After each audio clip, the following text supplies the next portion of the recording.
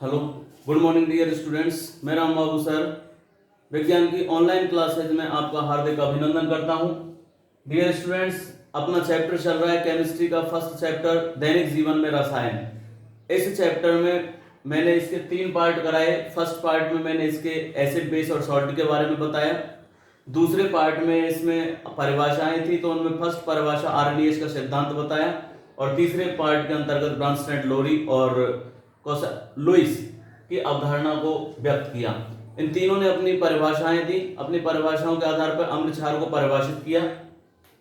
इसके बाद में आते हैं अगला जो टॉपिक जो शुरू करा रहा हूं वो है डियर स्टूडेंट्स अम्ल व क्षार के सामान्य गुण। अम्ल व क्षार के सामान्य गुणों में इनमें पहला जो गुण आता है वो आता है अम्ल नीले लिटमस को लाल करते हैं जबकि क्षार लाल लिटमस को नीला करते हैं। यानी इनका लिटमस पत्र पर प्रभाव पड़ता है। शुष्क अवस्था में इनका कोई भी प्रभाव प्रदर्शित नहीं होता, अर्थात ड्राई यानी शुष्क अवस्था में यदि अम्ल का प्रयोग हम लिटमस पत्र पर करें या ड्राई क्षार का प्रयोग, शुष्क क्षार का प्रयोग यदि हम किसी भी लिटमस पत्र के ऊपर करते हैं तो किसी भी प्रकार का कोई प्रभाव देखने को नहीं मिलता।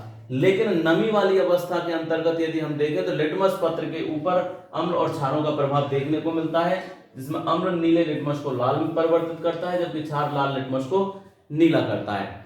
दूसरा पॉइंट है डियर स्टूडेंट, इसमें अम्ल धातुओं के साथ क्रिया करके हाइड्रोजन गैस देते हैं। फॉर एग्जांपल, अम्ल धातुओं के साथ क्रिया करके हाइड्रोजन गैस देते हैं, लेकिन सभी धातुओं की क्षारों के साथ अभिक्रिया नहीं होती।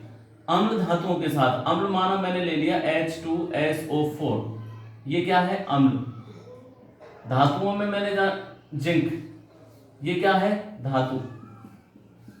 इसकी अभिक्रिया कराई तो अभिक्रिया कराने पर क्या प्राप्त हुआ? ZnSO4, यानी कि ये क्या है? एक लवण है प्लस हाइड्रोजन गैस। अम्ल धातुओं के साथ क्रिया करके हाइड्रोजन गैस देते हैं। अम्ल की धातु के साथ क्रिया कराई तो लवण और हाइड्रोजन गैस का निष्कासन हुआ। लेकिन सभी धातुओं की क्षार के साथ क्रिया नहीं होती। सभी धातुओं की क्षार के साथ क्रिया नहीं होती। कुछ धातुएं ही होती हैं जो क्षारों के साथ में क्रिया करती हैं। जैसे एग्जांपल के तौर पर मैं दे दूं, NaOH की जिंक के साथ क्रिया करा दी जाए तो 2NaOH रासायनिक अभिक्रिया यदि हम लोग कराएं तो Na2ZnO2 प्लस H2O। ये जो सिंबल लिखे हैं इनका मतलब होता है गैस का क्या हो रहा है यहाँ पे? उत्सर्जन। ये जो चिन्ह बना है वो किसका व्यक्त कर रहा है? गैस उत्सर्जन। यानी कौन सी गैस निकल रही है? हाइड्रोजन गैस निकल रही है। तो यहां पर क्षार की धातु के साथ में जब क्रिया कराई तो ये क्या बनता है? Sodium zincate. इसको बोलते हैं सोडियम जिंकेट। यह हाइड्रोजन गैस है, ये सोडियम हाइड्रोक्साइड, सोडियम हाइड्रोक्साइड, ये क्या है? जिंक। ये क्या है? धातु है। जिंक एक क्या है? धातु है। ये क्या है? एक क्षार है। यहां पर एक पदार्थ लवण का निर्माण हुआ और यहाँ पे गैस का निर्माण हुआ। तो दूसरा जो पॉइंट है वो इस बात को व्यक्त कर रहा है डियर स्टूडेंट्स कि अम्ल धातुओं के साथ क्रिया करके, अम्ल धातुओं के साथ क्रिया करके क्या बना रहे हैं? हाइड्रोजन गैस देते हैं तो हाइड्रोजन गैस लिख ली। लेकिन सभी धातुएं क्षारों के साथ में क्रिया नहीं करती। कुछ ही धातु होती है जो क्षारों के साथ में क्रिया करती हैं। जैसे एग्जांपल के तौर पर जिंक धातु की क्रिया सोडियम हाइड्रोक्साइड के साथ में हो जाती है। तो कुछ धातुएं, जो भी धातुएं क्षारों के साथ में क्रिया करती हैं तो उनसे भी हम कौन सी गैस प्राप्त करते हैं? हाइड्रोजन गैस प्राप्त करते हैं। हाइड्रोजन गैस का पता लगाने के लिए क्या होता है? इसके ऊपर जलती हुई मोमबत्ती ले जाते हैं तो उसमें पॉप ध्वनि उत्पन्न होती है। अब यहां पर इसके बाद में तीसरा जो पॉइंट है वो है अम्ल धातु ऑक्साइडों के साथ, अम्ल धातु ऑक्साइडों के साथ क्रिया करते हैं। मैं यहां पर लिख रहा हूं इसको, अम्लों की धातु ऑक्साइडों के साथ क्रिया कराने पर, माना यहां पर अम्ल, तीसरा पॉइंट है अम्ल धातुओं के साथ क्रिया करेंगे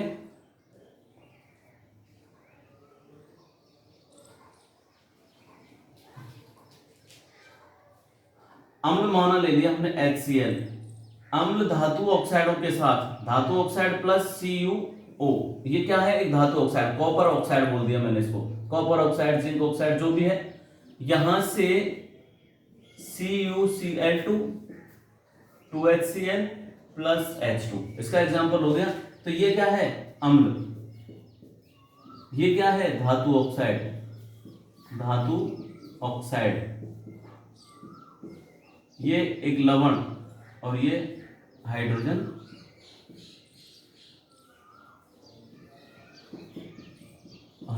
गैस। अम्ल धातु ऑक्साइडों के साथ क्रिया करके अभिक्रिया करके लवण व जल देते हैं। और इन लवणों की प्रकृति कैसी होती है?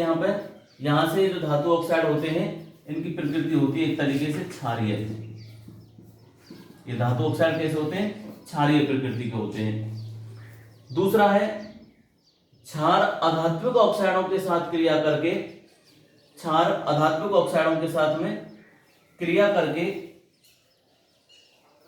दूसरा एग्जांपल यहां पर ले लेते हैं क्षार की। अधात्विक ऑक्साइड में CO2 प्लस क्षार लिया है इसमें मैंने CaOH का होल ट्वाइस समीकरण। तो इनमें बनेगा क्या?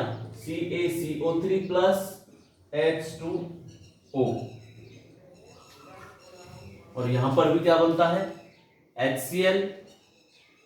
तो HCl से यहां पर भी हाइड्रोजन गैस नहीं होगी, इसमें होगा जल।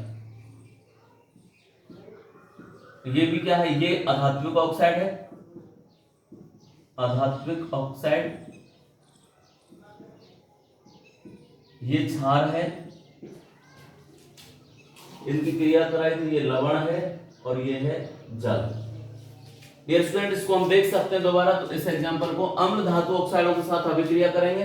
अम्ल धातु ऑक्साइडों की अभिक्रिया करते हैं तो लवण तथा जल बनाते हैं, तथा क्षार अधात्विक ऑक्साइडों के साथ क्रिया करके भी क्या बनाते हैं? अधात्विक ऑक्साइड। क्षार ये क्रिया करेंगे तो भी ये लवण तथा जल का निर्माण करते हैं। डियर स्टूडेंट्स, धातुओं के साथ में यदि अम्लों की क्रिया कराई जाती है, धातुओं के साथ में यदि अम्लों की क्रिया कराई जाती है तो लवण तथा गैस प्राप्त होती है। लेकिन अम्लों के साथ में यदि धात्विक ऑक्साइडों की, धात्विक ऑक्साइड यानी जिनमें ऑक्सीजन जुड़ा हुआ है, धातु यहाँ पे जिंक थी, अगर जिंक के साथ में प्लस O2 कर दूं या O कर दूं तो ये क्या हो गया? ZnO हो गया। ZnO तो ये क्या हो गया? जिंक ऑक्साइड हो गया। तो ये क्या है? एक धात्विक ऑक्साइड है। तो यहाँ पर फर्स्ट पॉइंट, अम्ल नीले लिटमस को लाल में परिवर्तित करते हैं, क्षार लाल लिटमस को नीला करते हैं। दूसरा पॉइंट मैंने कराया था, अम्ल धातुओं के साथ में क्रिया करके लवण तथा गैस उत्पन्न करते हैं, जबकि सभी क्षार धातुओं के साथ में क्रिया नहीं करते। कुछ ही धातुओं के साथ में क्षार क्रिया करते हैं, जिनके उपरांत हाइड्रोजन गैस का निष्कासन होता है। तीसरा पॉइंट कराया मैंने इसका, अम्ल धातु ऑक्साइडों के साथ क्रिया करके लवण तथा जल बनाते हैं, तथा इन धातु ऑक्साइडों की जो प्रकृति होती है वो कैसी होती है? क्षारीय होती है। जबकि यहाँ पर अधात्विक ऑक्साइडों के साथ में यदि क्षारों की क्रिया कराई जाए तो अधात्विक ऑक्साइडों के साथ में क्षार की क्रिया जब कराई जाए तो लवण तथा जल प्राप्त होते हैं, लेकिन इनकी प्रकृति कैसी होती है? ये होते हैं अम्लीय प्रकृति के। अधात्विक ऑक्साइड कैसी होती है? अम्लीय प्रकृति होती है।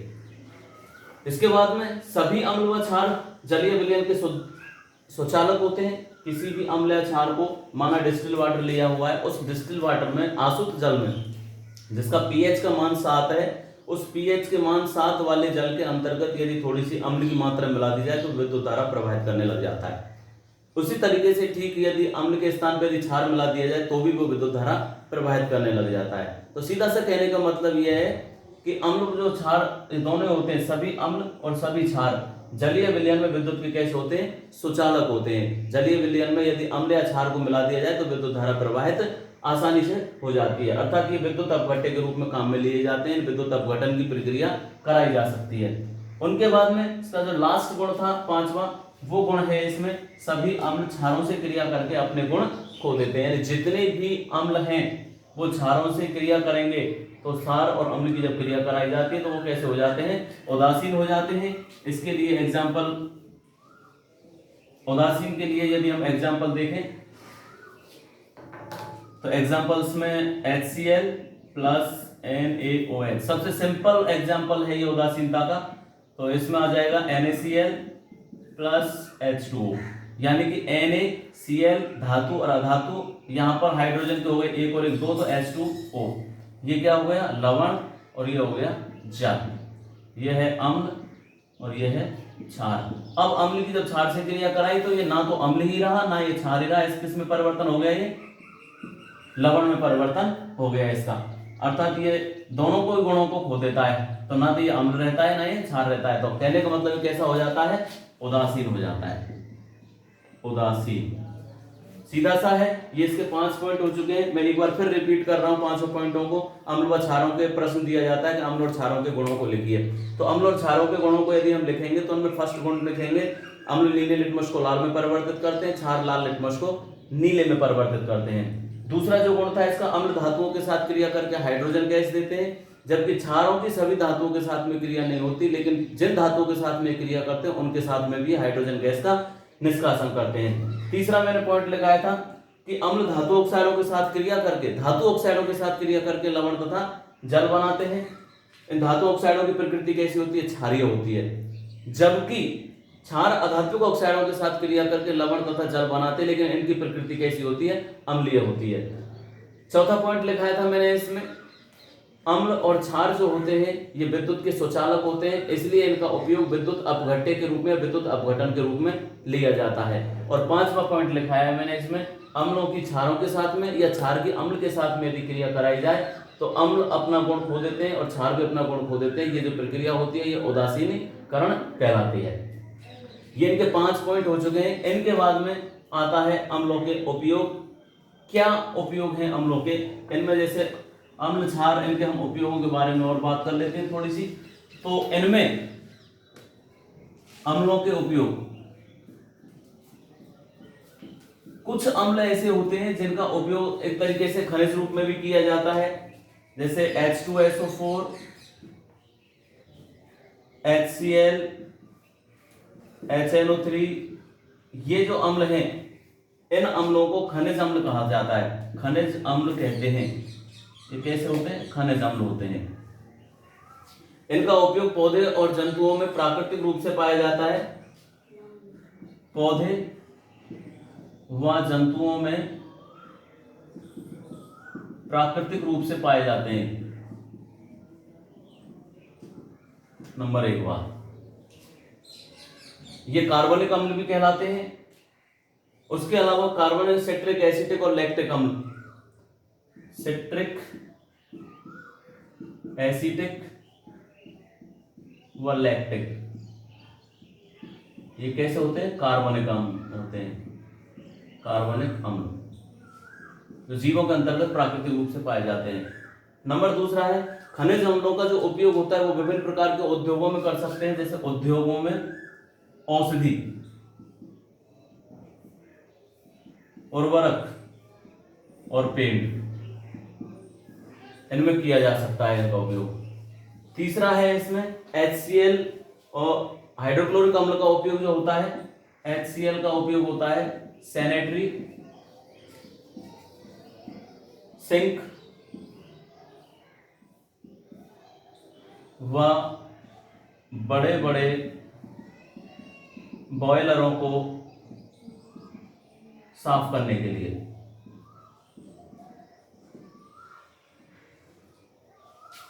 चौथा, अगर मैं बात करूं तो नाइट्रिक अम्ल जो होता है HNO3, इसका उपयोग होता है उर्वरकों में व आभूषणों को साफ करने के लिए। 5वें उपयोग की यदि बात की जाए H2SO4, ये अम्ल इंपॉर्टेंट होता है क्योंकि इसको अम्लराज भी कहते हैं। ये अम्लराज कहलाता है, यानी अम्लों का राजा, क्योंकि किसी भी देश की जो औद्योगिक, आर्थिक, औद्योगिक जो स्थिति होती है वो इसी के ऊपर निर्भर करती है। H2SO4 के जिन स्थानों पर अत्यधिक मात्रा में पाया जाता है उन स्थानों पर वहां की औद्योगिक स्थिति सदृढ़ होती है, जहां पे इसकी मात्रा अल्प होती है वहां की औद्योगिक स्थिति थोड़ी सी डाउन होती है। इसलिए अम्लों का ये एक तरीके से अम्लराज के नाम से भी जाना जाता है। और किसी भी औद्योगिक दर को, किसी भी देश की औद्योगिक जो दर होती है उस दर को इसके उत्पादन के आधार पर, खपत के आधार पर इसको विभाजित किया जाता है। इनके बाद में एसिटिक अम्ल का जो प्रयोग होता है CH3COOH, इसका उपयोग किया जाता है सिरके के रूप में, सिरके में या परिरक्षक के रूप में, तो ये अम्लों के उपयोग होते हैं सल्फ्यूरिक अम्ल, हाइड्रोक्लोरिक अम्ल, HNO3 ये खनिज अम्ल होते हैं। इनके अलावा सिट्रिक, एसिटिक और लैक्टिक ये कार्बनिक अम्ल होते हैं जो पौधे और जंतु दोनों में प्राकृतिक रूप से पाए जाते हैं। उसके अलावा औषधि उर्वरक और पेंटों में ये जो उद्योग होते हैं बड़े बड़े, इन उद्योगों में इन अम्लों का प्रयोग किया जाता है। हाइड्रोक्लोरिक अम्ल का उपयोग सैनिटरी सिंक और बड़े बड़े बॉयलरों को साफ करने के लिए किया जाता है। सैनिटरी सिंक जो होते हैं चीनी मिट्टी के बने हुए पदार्थ होते हैं। जैसे एग्जाम्पल के तौर पे हम लोग घरों में जैसे वॉश बेसिन वगैरह जो होता है, लेटरिन सीट वगैरह जो होती हैं वो सभी सैनिटरी सिंक के अंतर्गत आती हैं। बॉयलर जो होते हैं वो बड़े बड़े जिनके अंतर्गत उनकी सफाई जो की जाती है, टैंक होते हैं ये, इनको साफ करने के लिए हाइड्रोक्लोरिक अम्ल का उपयोग किया जाता है। HNO3 यानी उर्वरक और आभूषणों को साफ करने के लिए किया जाता है, क्योंकि HNO3 और HCl व HNO3 इन दोनों का मिश्रण बनाया जाता है। उस मिश्रण को बोलते हैं हम एक्वारेजिया। ये मिश्रण होता है एक्वारेजिया। एक्वारेजिया ये पूछ लिया जाता है, ये 3:1 में मिलाते हैं इनको, जिनके ये भभकता हुआ द्रव होता है एक्वारेजिया। इसका उपयोग होता है आभूषणों को साफ करने के लिए। जैसे आभूषण जो होते हैं सोने चांदी के जितने भी जो भी आभूषण होते हैं वो इन दोनों अम्लों को मिला करके, इसमें हाइड्रोक्लोरिक अम्ल की मात्रा 75% होती है और नाइट्रिक अम्ल की मात्रा 25% होती है। दोनों को मिलाने के उपरांत ये द्रव तैयार किया जाता है एक्वारेजिया। एक भभकता द्रव होता है। इस द्रव में आभूषणों को डाल दिया जाता है, जिससे उनकी ऊपर की जो लेयर होती है, परत होती है, वो आसानी से उतर जाती है। आभूषण हल्के हो जाते हैं, ऊपर की परत उतरने के बाद में उनको साफ हो जाते हैं। तो ये एक्वारेजिया विलियन काम में लिया जाता है आभूषणों को साफ करने के लिए।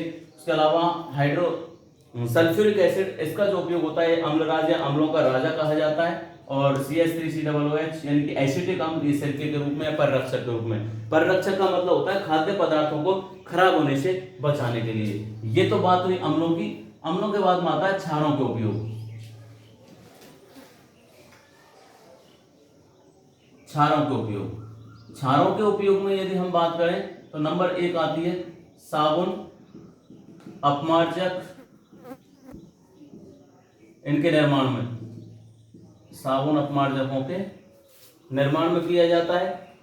कागज वस्त्र उद्योग में भी करते हैं, कागज व वस्त्र उद्योग में भी इनका निर्माण होता है। दूसरा है कैल्शियम हाइड्रोक्साइड का उपयोग मिट्टी की अम्लता को दूर करने के लिए करते हैं। CaOH का होल ट्वाइस, इसका उपयोग होता है मिट्टी की अम्लता को दूर करने के लिए। मिट्टी की अम्लता को दूर करने के लिए किया जाता है। और मैग्नीशियम ऑक्साइड तीसरा है MgOH का होल ट्वाइस, इसको मिल्क ऑफ मैग्नीशिया भी कहते हैं, मिल्क ऑफ मैग्नीशिया भी कहा जाता है इसको। मैग्नीशियम हाइड्रोक्साइड भी बोलते हैं, मिल्क ऑफ मैग्नीशिया भी बोलते हैं। ये जो काम में लिया जाता है इसका उपयोग होता है उदर की अम्लता को दूर करने के लिए। यानी कि भोजन जब पचता नहीं है तो एसिड की मात्रा बढ़ जाती है, उस एसिड की मात्रा को उदासीन करने के लिए मैग्नीशियम हाइड्रोक्साइड का विलयन लिया जाता है। कब्ज वगैरह को दूर करने के लिए एंटासिड के रूप में होता है, एंटासिड के रूप में इसका उपयोग किया जाता है। ये उपयोग आते हैं क्षारों के। क्षारों के उपयोग में साबुन अपमार्जक के निर्माण में, कागज वस्त्र उद्योग में। कैल्शियम हाइड्रोक्साइड का जो उपयोग किया जाता है वो मिट्टी की अम्लता को दूर करने के लिए करते हैं। और मैग्नीशियम हाइड्रोक्साइड यानी मिल्क ऑफ मैग्नीशिया का जो प्रयोग किया जाता है वो उदर की अम्लता और कब्ज व एसिडिटी को दूर करने के लिए किया जाता है, अर्थात एंटासिड के रूप में इसका उपयोग हम लोग करते हैं। इसके बाद में आता है लवणों का उपयोग।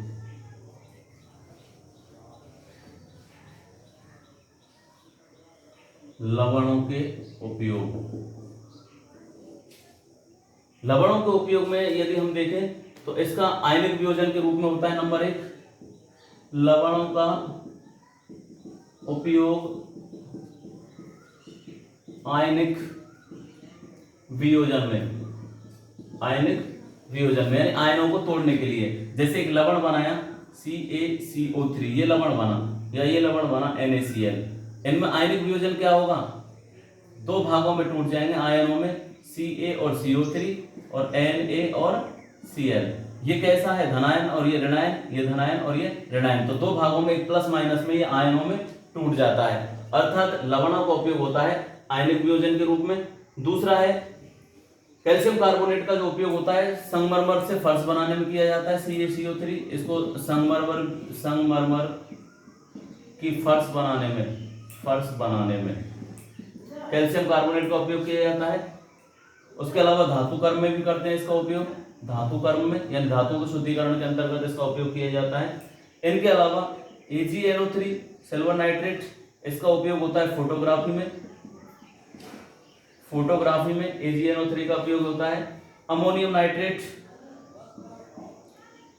NH4NO3, इसका उपयोग होता है उर्वरक व विस्फोटक बनाने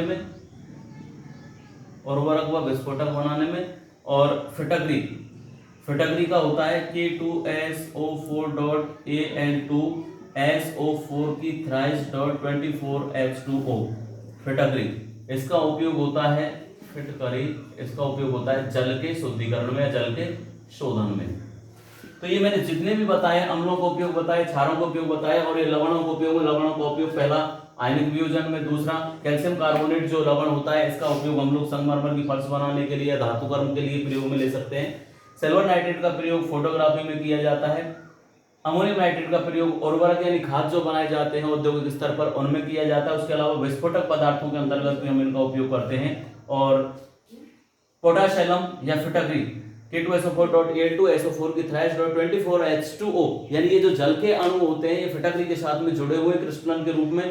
फिटकरी का अणुसूत्र पूछा जा सकता है कि इसका अणुसूत्र क्या होता है, तो सीधा सा अणुसूत्र होता है K2SO4.Al2SO4 की thrice.24H2O, यानी ये K2SO4.Al2SO4 की thrice.24H2O यानी फिटकरी, यानी पोटास एलम भी बोलते हैं इसको। ये जल के शोधन में काम में लिया जाता है। ये एक प्रकार का लवण होता है। तो ये लवणों का उपयोग हो गए, यहाँ पे पूछे जा सकते हैं एग्जाम्स के अंतर्गत के अम्लों के उपयोग, क्षारों के उपयोग और लवणों के उपयोगों को समझाइए। इसके बाद में एक्वारेजिया के बारे में मैंने आप लोगों को अभी बता ही दिया है। एक्वारेजिया क्या होता है, HNO3 और HCl, इन दोनों का मिश्रण होता है। ये 3 अनुपात में पाया जाता है, ये 1 अनुपात में पाया जाता है। इन दोनों को मिलाकर के एक्वारेजिया का निर्माण किया जाता है। एक्वारेजिया, रॉयल जल भी बोलते हैं इसको, रॉयल जल।